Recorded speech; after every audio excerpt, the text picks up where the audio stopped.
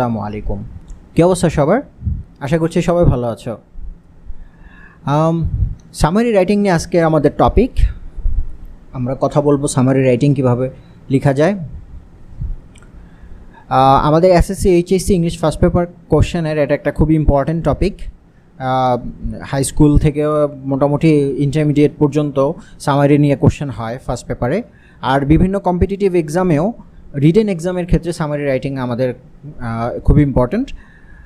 So summary রাইটিংকে ঘিরে অনেক confusion আছে। আমরা এত শিখি, মুখস্থ করি, তাও আমরা কমপ্লিট ফুল নাম্বার পেতে পারি না, কমপ্লিট হয় না, ক্লিয়ার একটা আইডিয়া থাকে না। মজার বিষয় হচ্ছে অনেক সময় একজন টিচার সামারিকে নিয়ে বিভিন্ন সময় বিভিন্ন কথা বলেন, আবার বিভিন্ন টিচার বিভিন্ন রকমের কথা বলেন। সমস্যাটা হচ্ছে কার নিয়ম ফলো করব। তো সব কিছু ভুলে যাও। আজকে আমি একটা নতুন ট্রিক শিখাই দেব, কিছু ইম্পর্টেন্ট টিপস দিব। আশা করি এই স্টেপগুলো ফলো করলে সামারি নিয়ে কোনো সমস্যা থাকবে না ইনশাআল্লাহ। পুরো ভিডিওটাতে সাথেই থেকো, অনেক প্রোডাক্টিভ ওয়েতে তোমার সামারিটা কমপ্লিট হয়ে যাবে ইনশাআল্লাহ। চলো শুরু করি। Let's learn how to right summary. Summary মূলত একটা সারাংশ, মানে পুরো একটা গল্পের কোনো একটা প্যারাগ্রাফের একটা মূল বক্তব্যের অংশ, সেটাই হচ্ছে সারাংশ। সেটা লেখার কৌশল শিখবো আজকে।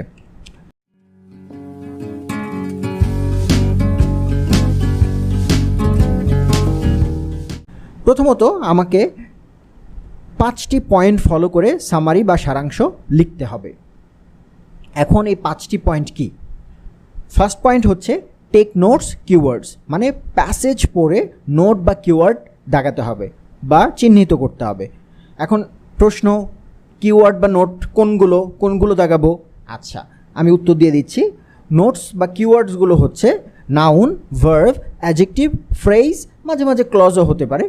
তবে আমাদের ভার্বটা খুবই ইম্পর্ট্যান্ট, কারণ আমরা যখন কিওয়ার্ড থেকে সেন্টেন্স সাজাবো তখন কিন্তু একটা সেন্টেন্স ভার্ব ছাড়া হবে না, ঠিক আছে? সো ভার্বটা দাগাইতে হবে, ইম্পর্ট্যান্ট যে ভার্বগুলো আছে সেগুলো।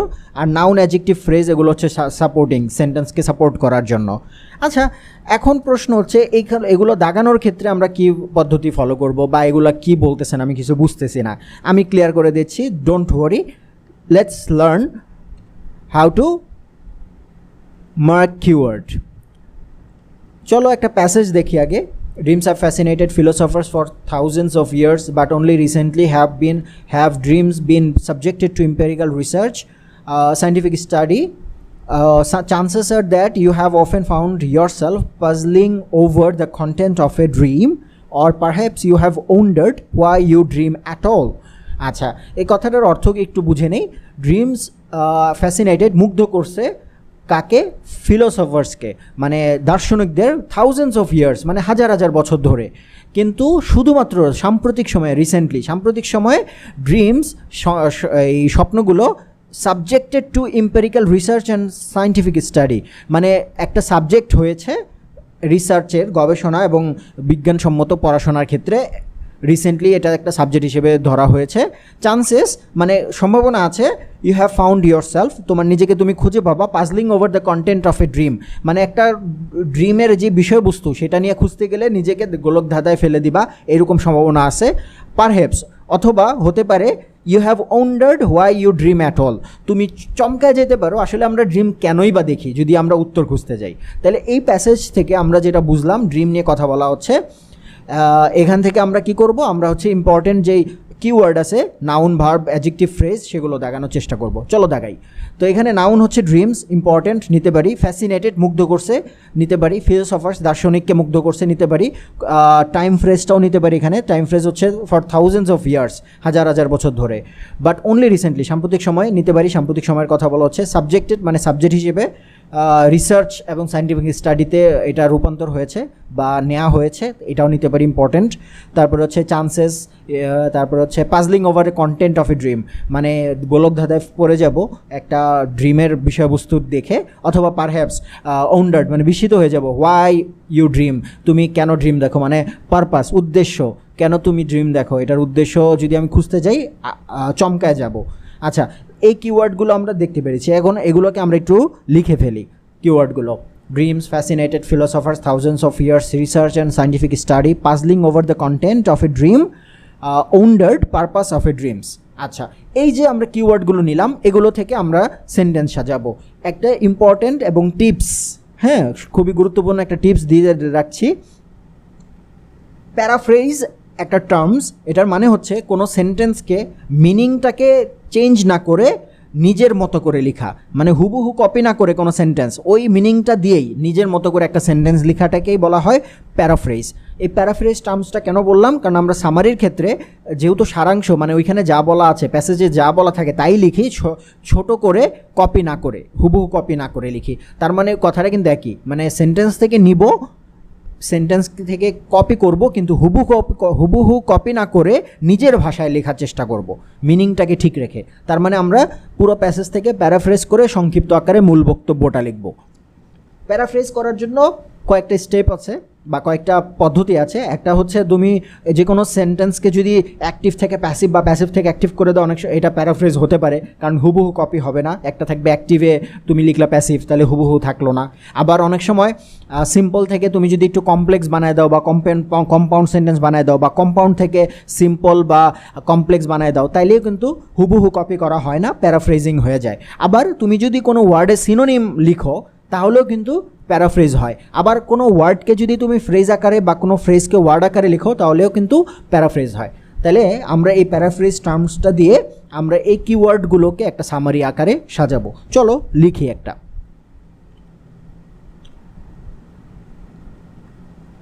আচ্ছা, তো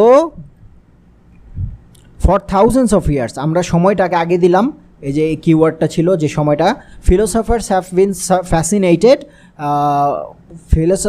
দেখো এখানে কিন্তু অ্যাক্টিভ ছিল যে ড্রিম ফ্যাসিনেট করছে, মুগ্ধ করছে দার্শনিকদের, আমরা প্যাসিভ করে দিয়েছি। Philosophers have been fascinated by dreams, dream দ্বারা ফ্যাসিনেট, মুগ্ধ হয়েছে। যদিও research and scientific study about dreams as a subject have started recently, ড্রিমটা সাবজেক্ট হিসেবে এই রিসেন্টলি সাম্প্রতিক সময়ে এটা স্টার্ট হয়েছে পড়াশোনা বা গবেষণা। তাহলে এইখানে কিন্তু পরের লাইনটা ছিল প্যাসিভে, আমরা লিখেছি অ্যাক্টিভে। তাহলে একই জিনিস আমরা লিখেছি মিনিংটাকে ঠিক রেখে ভয়েস চেঞ্জ করার মাধ্যমে, এবং কিওয়ার্ডগুলোকে দিয়ে সাজিয়েছি, আর এক্সট্রা কিছু লিখি নাই। আচ্ছা, তারপরের লাইনটা আমরা লিখেছি দ্য পারপাস অফ ড্রিমস, এই যে হোয়াই ইউ ড্রিম, এটাকে আমরা একই কথায় লিখেছি, জাস্ট অন্য ওয়ার্ড দিয়ে the purpose of dreams. Creates এখানে কিন্তু ভার্বের সাথে অ্যাস কেন দিয়েছি, কারণ এখানে কিন্তু ড্রিমস সাবজেক্ট না, পারপাস হচ্ছে সাবজেক্ট, তো এটা সিঙ্গুলারের জন্য ভার্বের সাথে অ্যাস হয়েছে। দ্য পারপাস ক্রিয়েটস কনফিউশন তৈরি করে, দ্যাট পুশেস টুয়ার্ডস পাজলিং, যেটা কিনা ধাক্কা দেয় কিসের উপর, পাজলিং মানে গোলকধাঁধা, পাজলিং করা, of over the content of a dream, একটা ড্রিমের যে বিষয়বস্তু সেটা খুঁজতে গিয়ে গোলকধাঁধায় ফেলে দেয়। তাহলে এই পুরো কথাটাই কিন্তু আমরা আমাদের মতো করে মিনিংটাকে ঠিক রেখে লিখেছি। তাহলে আশা করি বুঝতে পেরেছি যে নোটসগুলো কি, দাগাবো কীভাবে, এবং এগুলো দিয়ে কীভাবে সামারি লিখবো। আচ্ছা, এটাই কিন্তু শেষ না, তুমি যদি এতটুকু লেখো নাম্বার একটু কম পাবা, তুমি যদি আমার নিচের কয়েকটা আরও পয়েন্ট আছে সেগুলো ফলো করো, আরও বেশি নাম্বার পাবা। চলো পয়েন্টগুলো দেখি। প্রথম পয়েন্ট আমাদের ছিল যে কি নোট টেক করা বা কিওয়ার্ড নেওয়া। আচ্ছা, এটা বুঝতে পেরেছি। দ্বিতীয় পয়েন্ট হচ্ছে 4 স্টেজ, মানে এই কিওয়ার্ডগুলোকে তুমি 4টা ভাগে সাজাইতে হবে, মানে চিন্তা করতে হবে 4টা ধাপ দিয়ে আমি আমার সামারিটাকে সাজাবো, তাইলেই তোমার নাম্বার বেড়ে যাবে। এখন 4টা ধাপ বলতে কি কি আমরা একটু সেটা দেখি। 4টা ধাপ হতে পারে, প্রথমে ইন্ট্রোডাকশন, মানে এই প্যাসেজটা কী নিয়ে বলা হয়েছে, এটার ভূমিকাটা কী বা সূচনাটা কী, সেটা তুমি লিখতে পারো প্রথম স্টেজ, প্রথম সেন্টেন্সে।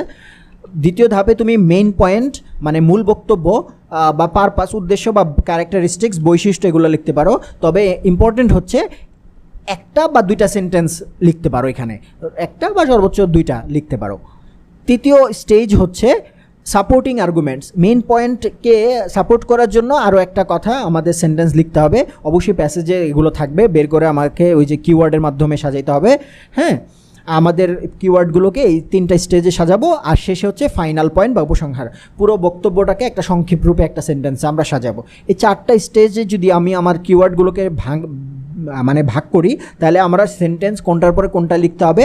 জরুরি না প্যাসেজের প্রথম অংশটা তুমি প্রথমেই লিখতে হবে, বা মাঝের অংশটা মাঝেই লিখতে হবে, শেষের অংশটা শেষে লিখতে হবে, এটা জরুরি না। আমরা কিওয়ার্ড থেকে এই স্টেজ 4টাতে যেটা ধরো মাঝের কিওয়ার্ডটা ইন্ট্রোডাকশানে যায়, তাহলে ইন্ট্রোডাকশানে তুমি মাঝের কিওয়ার্ডটা ইন্ট্রোডাকশানে সাজাইতে পারো, কোনো সমস্যা নাই। তাহলে এই 4টা স্টেজে ভাগ করে দেন আমরা সামারি লিখবো। আচ্ছা, তাহলে take note, arrange in 4 stage, 2টা স্টেপ শেষ। 3 নম্বর স্টেজ বা পয়েন্ট হচ্ছে 4টা বা 5টা বা সর্বোচ্চ 6টা সেন্টেন্সে আমরা আমার সামারি শেষ করব। মানে 4টা বা 5টা হচ্ছে স্ট্যান্ডার্ড, কিন্তু অনেক বড় প্যাসেজ হলে 6টা লিখব সেন্টেন্স। আর প্যাসেজের 3 ভাগের 1 ভাগ, এটা অনেকেই বলে, কিন্তু এইটা দিয়ে আসলে আমি কোনো সারমর্ম পাই না, কারণ অনেক সময় ছোটো প্যাসেজ থাকে, অনেক সময় বড় প্যাসেজ থাকে। ছোটো প্যাসেজের জন্য 4, 5, 6টাও লেখা যায়। আর যদি অনেক ছোট প্যাসেজ হয়, বড় প্যাসেজের জন্য তো 6টা হয়, কিন্তু ছোটো প্যাসেজে কিন্তু তুমি যদি 3 ভাগের 1 ভাগ করো তাহলে কিন্তু সমস্যা, কারণ ছোট প্যাসেজে যদি 6 লাইন থাকে, 3 ভাগের 1 ভাগ করলে আসবে 2 লাইন। 2 লাইনে তো একটা সামারি কমপ্লিট হবে না, তাই না? তাহলে মিনিমাম 4টা লাইন সেন্টেন্স লিখবা। স্ট্যান্ডার্ড হচ্ছে 4টা 5টার মধ্যেই রাখা, আর যদি অনেক বড় প্যাসেজ হয়ে যায় তখন 6টা সর্বোচ্চ লেখা যায়। এটা হচ্ছে 3টা পয়েন্ট। 4 নম্বর পয়েন্ট হচ্ছে avoid first person and second person, মানে আমি, আমরা, আমাদের, তুমি, তোমরা, তোমাদের, এই ধরনের শব্দ আমরা ব্যবহার করব না। আই, উই, মি, ইউ, মাই, এই শব্দগুলো ব্যবহার করব না। তারপরে হচ্ছে অ্যাভয়েড ইউজিং ইন্টারজেকশন, মানে আবেগজনিত কোনো শব্দ আমরা ব্যবহার করব না। এখন আবেগজনিত শব্দ কোনগুলো? ওই যে হুররা, এলাস, হ্যাঁ, এগুলো, এই ধরনের শব্দ আমরা আমাদের সামারিতে লিখব না। এই 5টা পয়েন্ট যদি তুমি ফলো করতে পারো, আমি গ্যারান্টি দিচ্ছি তোমাদের সামারি অনেক অ্যাট্রাকটিভ হবে এবং ফুল নাম্বার তোমরা পেয়ে যাবা। আশা করি সামারি এই স্টেজগুলো তোমরা খুব ক্লিয়ারভাবে বুঝতে পেরেছো। আমরা নেক্সট ভিডিওতে একটা সম্পূর্ণ প্যাসেজ, মানে ডিরেক্ট প্রশ্ন প্যাসেজ যেটা আসে আর কি, প্রশ্নের মাধ্যমে, মানে একটা প্যাসেজ যেটা প্রশ্ন হিসেবে আসে, সেগুলো থেকে কিভাবে কিওয়ার্ড দাগিয়ে এই 5টা পয়েন্ট ফলো করে একটা সামারি লেখা যায় কমপ্লিটলি, সেটা শেখার চেষ্টা করব। আজকে শুধু সামারি পয়েন্টগুলো কি কি তোমাকে মাথায় রাখতে হবে সেটা দেখালাম। নেক্সট ভিডিওর জন্য ওয়েট করো। আর এই ভিডিওটা যদি ভালো লাগে একটা লাইক অ্যান্ড সাবস্ক্রাইব করো, ফ্রেন্ডদের বা ক্লাসমেটদের সাথে শেয়ার করো। ইনশাআল্লাহ নেক্সট ভিডিওতে দেখা হচ্ছে। আমার জন্য দোয়া করো। আসসালামু আলাইকুম।